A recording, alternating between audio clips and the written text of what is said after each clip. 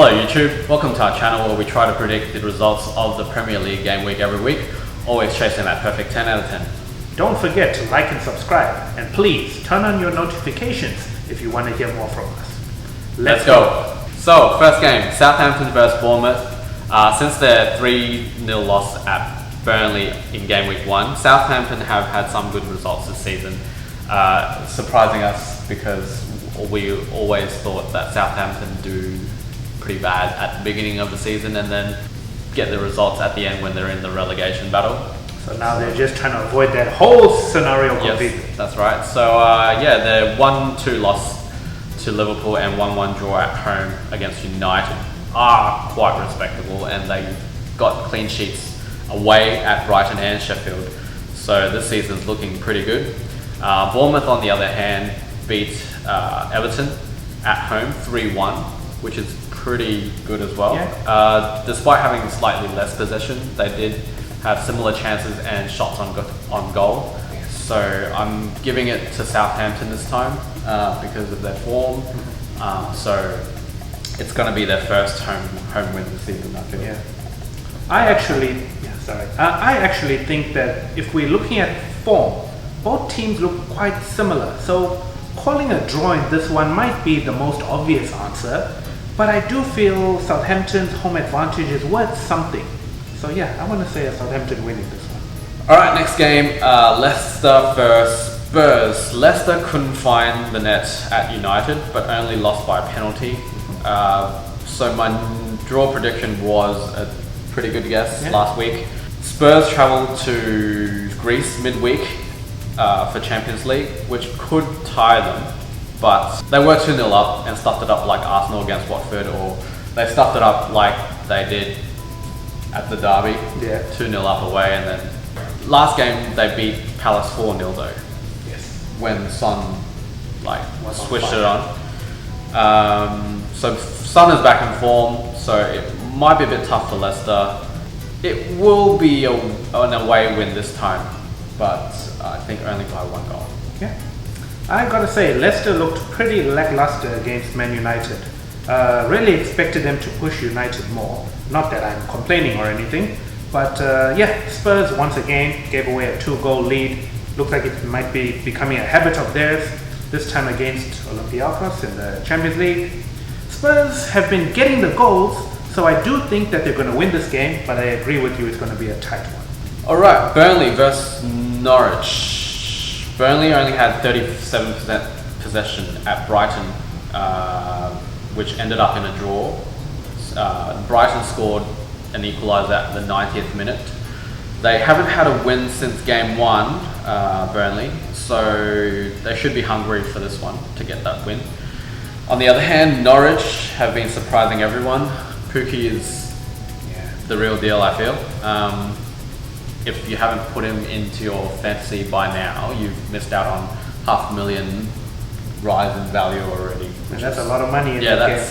Norwich isn't the best playing away though, so if Pukki and Cantwell keep their form, it should be 1-2 away. So a slight win for Norwich, I feel. I do think this is going to be an entertaining game to watch. Pukki is the striker that everyone's looking at now. So I think Norwich will be on a huge high after their incredible victory over Man City last time around. And who's to say they won't keep this run going?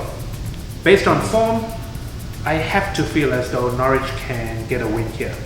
I'll tell you what I think. I think it's difficult for Norwich to not feel like Leicester that season they won the league. When you're a team who beat Man City like that, you've got the hottest striker in the league at the moment, arguably. They must be feeling at least quietly confident. Alright, so next game, Everton versus Sheffield. Everton lost at Bournemouth despite a statistically even game, similar to Sheffield at home against Southampton. Sharp for Sheffield got a straight red for a challenge showing studs. I think Everton will do better at home, but Sheffield's fight until the end mentality could give them a point.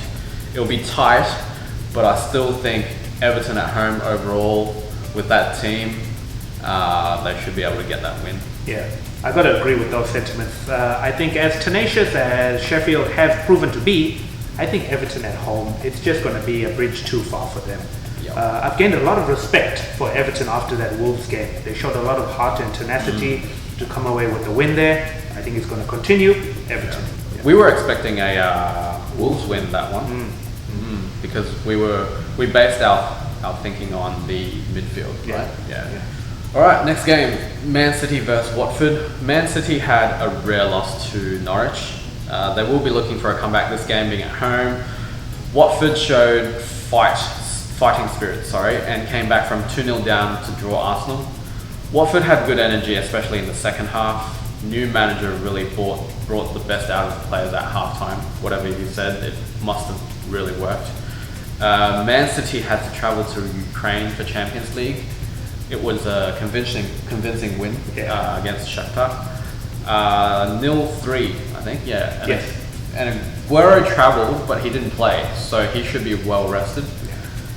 On the other hand, interestingly though, Laporte and Stones are both out. So it's Otamendi and Fernandinho at the back, a bit weakened. Especially if we mentioned before, we were talking before we started shooting about Deeney. If he comes back this game, he could infuriate those players as he does. They've got short tempers. Yeah, so it could play a part in maybe red cards or some sort of hustle. So if that occurs, then it could change the game. But otherwise, I still think overall, Man City. I gotta say, Man City, they must be hugely disappointed by the loss to Norwich. Although they did rectify things against Shakhtar, as you said, 3-0 victory there. Very convincing performance. Yeah, and that was without Aguero. Yeah. And one can only assume Mahrez. the reason he didn't play is because they're saving him for the weekend. For sure, yeah. So Stones is out for a month, so that may be a slight concern for Man City, but I'm sure City win here. Newcastle versus Brighton. Newcastle scored first, but then lost at Liverpool in the end, only having 25% possession and no attempts on target after the goal. Brighton defended well at home, having most possession, but let Burnley equalise at the end with their only attempt on target. So it's not a very good team versus not a very good team at the moment in terms of form. I think Newcastle being at home balances this game a bit more, so I'm thinking a draw at the end. I gotta say, Brighton might go into this game thinking they could come away with something here, but Newcastle have some very skillful players going forward. In particular, I'm talking about Almiron. I'm willing to give him a goal in this game, but I do think Brighton could get something here, so I'm also gonna say, we agree on this draw. Palace versus Wolves. Palace got battered 4-0 by Spurs, while Wolves got dominated by Chelsea at home. 2-5, I think, right? We did say there were going to be a lot of goals in that game. Yes, 7 goals, pretty crazy. Wolves have an extra game for Europa League this week, or tonight actually. So it could take its toll. Without the extra game, I'd probably go Wolves win, but Palace have been doing pretty well at home, so I'm thinking a draw. So Palace have exceeded our expectations of them from pre-season. Wolves have proved that they can't really defend, but they do score a lot of goals. This game could go a variety of ways. Difficult one to call, so we're going to stick with a draw. Next game, West Ham versus United. West Ham drew 0-0 at Villa. Masuaku picked up a red from 2 yellows. United got away with a 1-0 win at home versus Leicester via a Rashford penalty. Finally one went in. They also have an extra game tonight for Europa. So don't know how that's going to go, but I think United's defence might be a problem. I was thinking of a West Ham win this time for the home game, but I'm still giving United some credit. So in the end, I'm picking a draw. United got a win against Leicester with many of their big names missing. I'm not sure if that was a blessing in disguise, but at the very least, it'll give the team a bit of much needed confidence. this could very well easily be a draw. I want to say a Man United win, but I realize I could be a bit biased, so we're going to stick with Roger's conclusion, a draw in this game. I just feel when they play away, they don't really attack all that much. They keep... When we play at home, we don't attack that much. I don't even know if they're trying to pass to go forward or which direction they're going when they're away. The worrying thing is I don't think they know. Yeah. So, next one is Arsenal versus Villa. Arsenal just can't defend. 2 goals lead is not enough to keep them safe at the moment. Socrates made a crucial mistake and apologised, which I really respect. So did David Luiz, but I haven't seen his apology, so yeah. The one who really should apologise is probably Ainsley Maitland-Niles that game. He was really bad. If I was Emery, I would have taken him off after half an hour. So I'm really looking forward to Tierney and Bellerin coming back, as well as Holding, who will be playing tonight. Ozil is back, but he is rested for tonight. His linkage with Pepe is pretty deadly. There have been some really good through balls from Ozil to Pepe, and if any of those get through or not intercepted, Pepe is through and he could well score. I feel this one, Villa being not very effective away as well, and 0-0 at home last week. I just feel Arsenal should win, but it won't be a clean sheet. Probably a 3-1 or 2-1. I must raise my hand up and say I feel a bit embarrassed, because it was last week where I said I feel the frailty in Arsenal's defense is gone, and what did they show us? It's back, and it's greater than ever it seemed. So yeah, as poor as Arsenal's defense has been, I do think that their forwards are up there with the best in the league. They should be able to break down Villa. Let's give Villa a goal or two. I do think Arsenal will outscore them, so yeah, I'm going to stick with an Arsenal win in this game. Alright, Chelsea, Liverpool. This is the last game and probably the highlight for this week, I feel. Abraham is on fire and scored 3 away at Wolves, which is not an easy place to score 3 at. Mane, on the other hand, is also proving that he's very deadly, scoring 2 last game. As we predicted last time, we said because the falling out. Yeah, the falling out with Salah, he's going to try and prove himself, and he did. And in typical Roger and Prev fashion, neither of us put him into our fantasy league teams. Yeah. Alright, so both teams had a Champions League game midweek. Chelsea lost to Valencia at home and Liverpool lost at Napoli.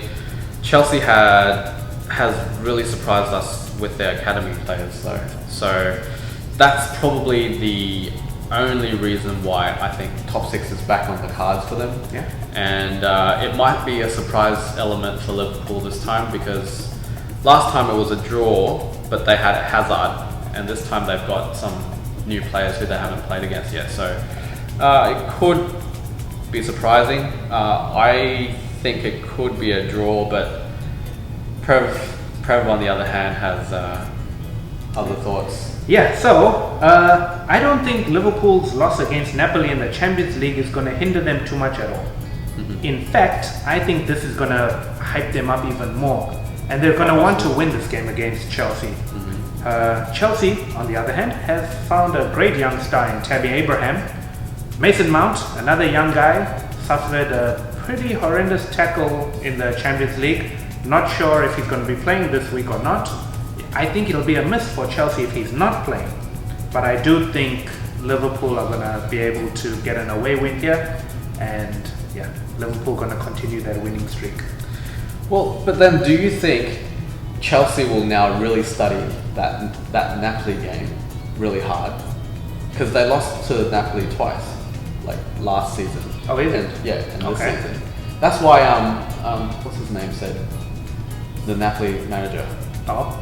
He said to Klopp, "Oh, don't worry. You lose to us, that means you're going to win it again." Yeah. Oh, I saw someone mention that on Facebook or something. Yeah. So, is Chelsea going to study that game and find their faults? Because 2-0 against Liverpool twice. That's something else. Liverpool is basically, well, they are the best team in Europe. Yeah. I hope so. Okay, I'm gonna say it. I hope Chelsea win, but I don't think. So fantasy, what happened? I'm still falling behind. Yeah, By I'm slowly extending the gap, but I think it's about 10 to 15 point difference. Yeah, I stupidly, well, I can't say stupidly, but because it was an away game for Norwich, but I put Pookie and Cantwell on the bench, and they had, 18 points combined or something like that. But no one was expecting that. Yeah. If I had swapped those two, I'd be back on top. Yeah, well, if I had swapped So one. So anyway, yeah. But I actually had them in my team though. That's the difference. Like not having transferred the players is a different story. I had them in my team. I just picked the wrong. After that game, I will be putting Norwich on most of my game weeks because of Pookie's effectiveness, I guess. So far, thus far, yeah. So hopefully this week I will get more points. But this week I've transferred 2 players. Cool. So I've brought Abraham in, and also to accommodate that, I had to bring De Bruyne in and swapped Sterling out. I still have Salah though, so let's see how this goes this week, and I'll probably be saving 2 transfers again. Otherwise, this is my team.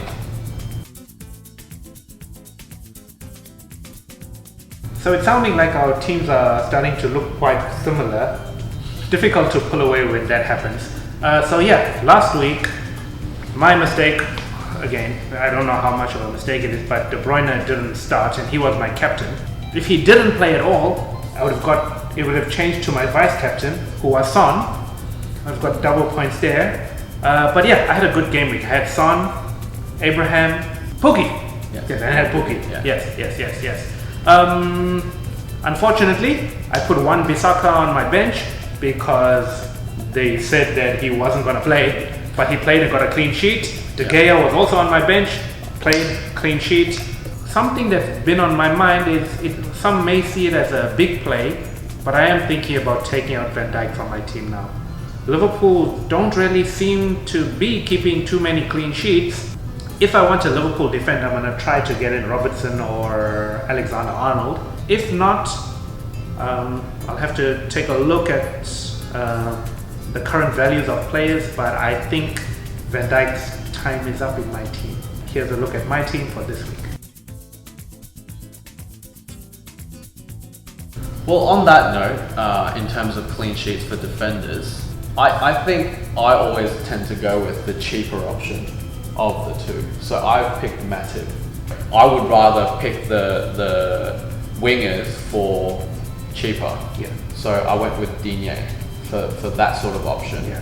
And Matip is more just like when they get clean sheets, they get a clean sheet. Yeah, that's good. On the other hand, for the City player, I've got Zinchenko, and he's the one that sort of is the wing back or whatever. He does have a few shot attempts per game, which is good to see. All right, so catch you next time. Happy game week.